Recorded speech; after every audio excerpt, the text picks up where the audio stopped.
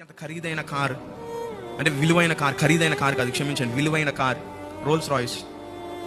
దాని ఖరీదు ఎంత ఉండదు, 8.5 కోట్లు ఎంత ఉంటుంది, 8.5 crores. చూసి ఆ కంపెనీ ఎవరికి పెడితే వాడి కార్ అమ్మదు. నేను కార్ కొనాలి అని అంటే నా దగ్గర నుంచి క్రిమినల్ రికార్డ్ తీసుకుంటుంది. It will take the criminal record. నా మీద కేసు ఉందా, కేసు ఉంటే నీకు ఏమన్నా రమ్మరా పోరా అంటదంట. నేను ట్యాక్స్ సరిగ్గా కట్టానా, ట్యాక్స్ సరిగ్గా కట్టకపోతే నువ్వు పోరా, నీ కార్ ఇవ్వనరా అని అంటదంట. ఎవడైతే నిజాయితీతో ఉంటాడో, నీతితో ఉంటాడో, కష్టపడి పైకి వస్తాడో, చూస్తారంట, ట్రాక్ రికార్డ్ కూడా చూస్తారంట. వీడు అనతి కాలంలోనే ఎక్కువ సంపాదించేశాడా, లేదంటే గ్రాడ్యువల్గా పెరుగుతూ వచ్చాడా చూస్తారంట. రికార్డ్ చూసి దానిని బట్టి మనం ఆర్డర్ చేసిన తర్వాత 2.5 సంవత్సరాలుగా ఆ కారుని మన కొరకు ప్రత్యేకంగా తయారు చేసి అప్పుడు పంపిస్తారు వారు.